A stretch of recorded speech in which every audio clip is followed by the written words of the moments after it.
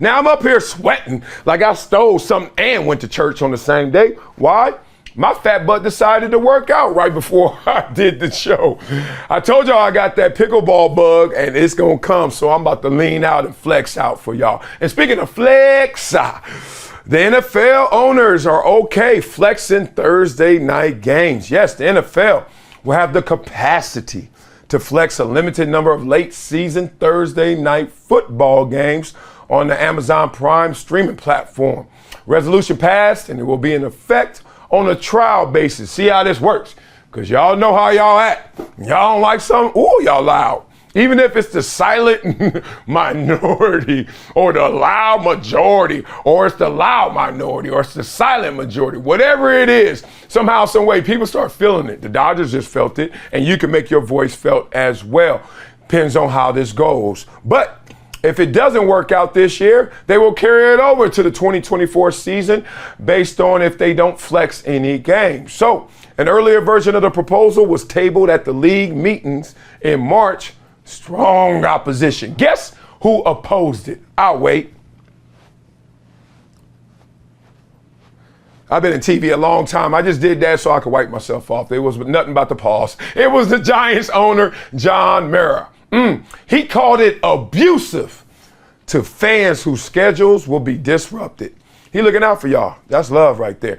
The resolution will allow the league to flip a Sunday afternoon game into a Thursday night and move the originally scheduled game to Sunday afternoon during weeks 13 through 17. So we got a long ways before this happens, but at the end, when it matters most, all of a sudden, we're going to start playing with this schedule, potentially. NFL must file notice no later than 28 days before the game. Increase of nearly 2 weeks from the earlier proposal. So before, they were like 2 weeks. One, to the players and then to the schedule, you're like, that's a little short notice, but more so for the fans. Hey, man, you know we spent a lot of money on that Delta flight, you know, in that hotel at the Omni, you know, like, can we get some notice? We got the kids out of school on Friday. Can we get some notice? They missing Monday. Can we get some notice? Now you're going to get that notice. So that's a good thing right there. All right. So the NFL now has flex options for all of its primetime games. Remember that? Monday Night Football has it as well. It had the opportunity to flex Sunday Night Football games all the way back to guess how long, dog? It's been a minute. 2006. Goodness. All right, so Mara, he's still mad at it. He said it then and he says it now. I stand by my comments in March. I still feel the same way. Stamp it right there.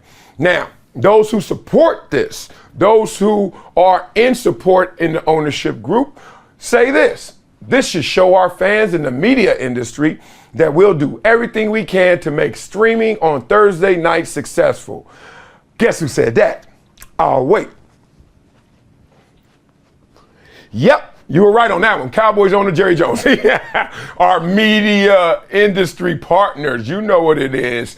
Jerry like, look, it's going to work. We're going to make that money and y'all going to pay for it as well. So there were 8 owners who didn't support it, but it still passed.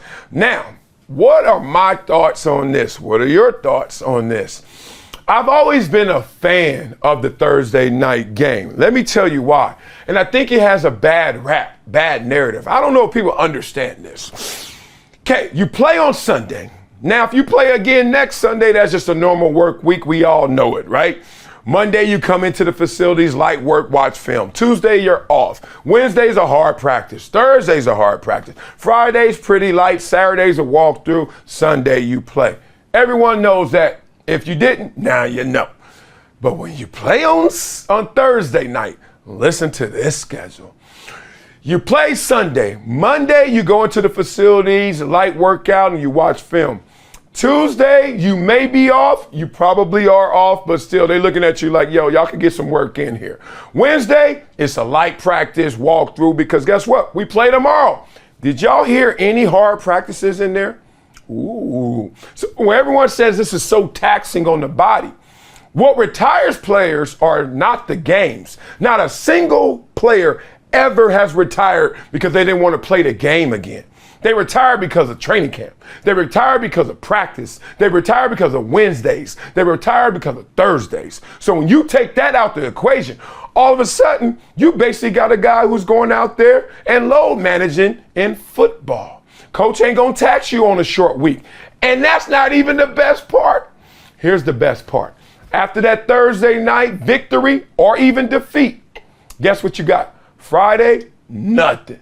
Saturday, nothing. Sunday, nothing. Monday, come back into the facilities and we're going to run it back like a normal Sunday week. Did you just say we didn't have any hard practices before the game and none after until it's a normal work week the next week? Yes, I did. Glad I'm here to tell y'all the real. But you know what? Players had to act like this was going to kill them. Why? Because of the collective bargaining agreement. If you don't act like it's going to kill you, they're going to just keep adding games and keep rigging the schedule any way they want to with no regard to you.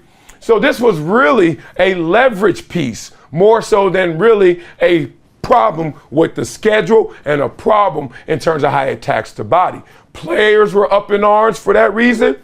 And the media maybe didn't know any better, but the media had their own interests, which is the more primetime games, the more money we make. So the NFL sitting there like, we know the answer to this. Because the NFL, as much as they love you guys going to the stadiums, 70, 80,000 deep, buying popcorns, everybody spending an average of $50, $100 when you're there on top of the $300 you already spent for your tickets or more, right? They love all that. But that ain't touching. That pales in comparison to that TV contract, to those TV network deals, okay? So don't get it twisted. Do not go in the stadium walking like George Jefferson, like you over there doing something, because you ain't doing nothing compared to this. And that's the camera showing it to millions. You hear that? Not 70, 80,000 right there. Millions at home. What we are when we go to games are basically the set. We're part of the theater. We're part of what they're filming and producing for those at home. So all we are the crowd, truly, the set design to make that look like it's something special. Oh, you don't think that's special? It is. Remember COVID games? I went to a COVID game at SoFi when there were like 37 people there. It sucked. I mean, no lie. They were playing NFL football and it sucked. I was sitting there like, boring, like a bad DJ when you go to the club. So basically, we are important, but know your role, know your lane. It's about the TV deals. It's about flexing, getting better games with the TV deals, and as many nights as they can to take over as the NFL, whenever it's on, is a national holiday. So do you guys like the move? Would you guys like the schedule that I proposed? That's how I run my team. That's how they run the team. So now you guys got to peek behind the curtain. Understand, it's okay. Don't feel bad for them players when they play on Thursday. Trust me, Friday, Saturday, Sunday, they chilling.